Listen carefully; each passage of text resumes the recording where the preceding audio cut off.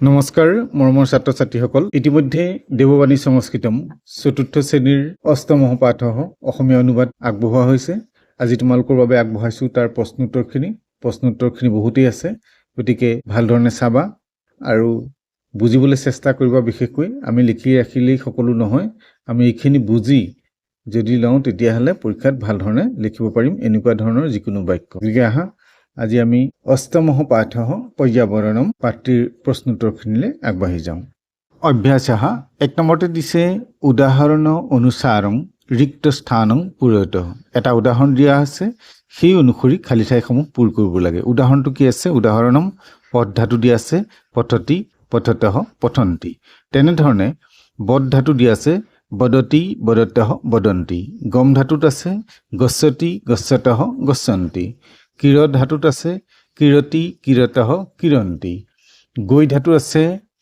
গায়তি গায়তঃ গায়ন্তি নি ধাতুত আছে নয়তি নয়তঃ নয়ন্তি যম ধাতুত আছে যস্যতি যস্যত অস্যন্তি স্পৃশ ধাতুত আছে স্পৃশ্যতি স্পৃশ্যতঃ পুষ্যন্তি শাল ধাতুত আছে শালয়তি শালয়তঃ শালয়ন্তি অস ধাতুত আছে অস্তি স্তঃ সন্তি ইয়াৰ পিছতে 2 নম্বৰ প্ৰশ্ন আহিলে ৰিক্ত স্থানে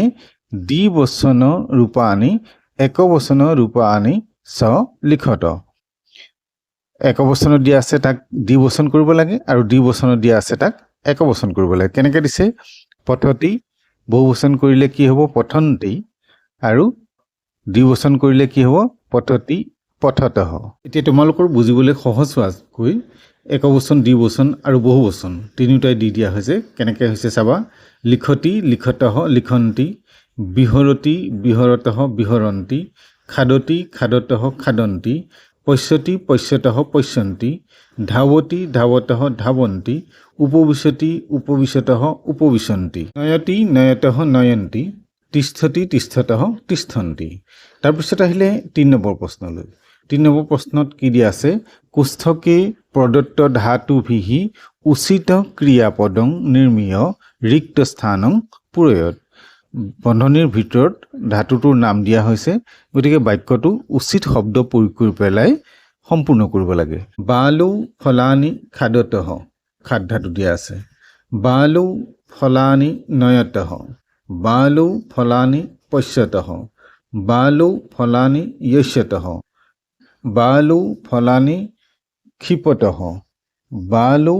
ফলানি আনয়তঃ ইয়াৰ পিছতে আহিলে 4 নম্বৰ প্ৰশ্ন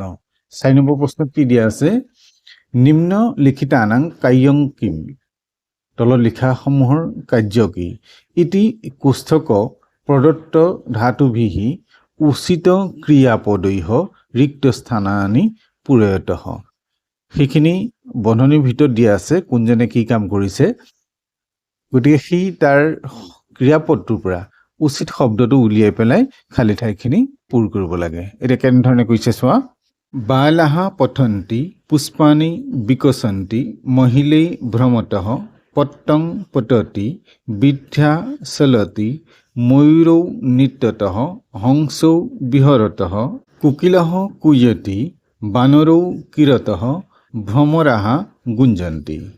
ইয়াৰ পিছত আহিলে 5 নম্বৰ প্ৰশ্ন 5 নম্বৰ প্ৰশ্নত কি দিয়া আছে চিত্তং দৃষ্ট্বা তস্য নাম লিখত ছবিটো চাই তাৰ নাম লিখিব লাগে পুনশ্চ তস্য একবচন দ্বিবচনং বহুবচনং চ লিখত তাৰ পাছত একবচন দ্বিবচন আৰু বহুবচন কৰিব লাগে কেনেধৰণে হংসঃ হংসৌ হংসাহ দাদিমম দাদিমে দাদিমানি বানৰঃ বানৰৌ বানৰাহ পত্তম পত্ৰে পত্যানি এবাৰ আহিছোঁ 6 নম্বৰ প্ৰশ্নলৈ তাত দিছে কি উদাহৰণ অনুসাৰং নিম্নলিখিত বাক্যানি বহুবচনে পৰিৱৰ্তনং কৃত্বা বাক্যানি লিখত উদাহৰণ অনুসৰি তলত দিয়া বাক্যখিনি বহুবচনলৈ পৰিৱৰ্তন কৰি লিখিব লাগে উদাহৰণ দিছে কেনেকৈ যথা সহ গচ্ছতি তে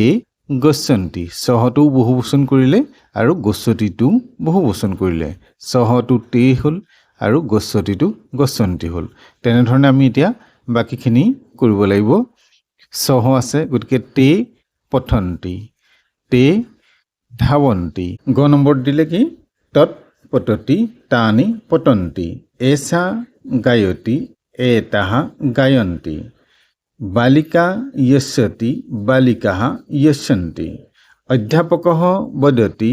অধ্যাপকাः বদন্তি সেবকः নয়তি সেবকাः নয়ন্তি ভক্তः পূজয়তি ভক্তাः পূজয়ন্তি। গতিকে এইখিনি আছিলে তোমালোকৰ এই পাঠৰ প্ৰশ্নোত্তৰ। আজিলৈ পাঠ ইমানতে সামৰিছোঁ। পৰৱৰ্তী নতুন পাঠ লৈ আহিম তোমালোকৰ মাজলৈ। চেনেলটো চাই থাকিবা আৰু চেনেলটোত যদি নতুন এবাৰ ছাবস্ক্ৰাইব কৰি বেল আইকনটো প্ৰেছ কৰিলে পৰৱৰ্তী পৰ্যায়ত পাঠসমূহ লগে লগে লাভ কৰিবা। নমো নমঃ।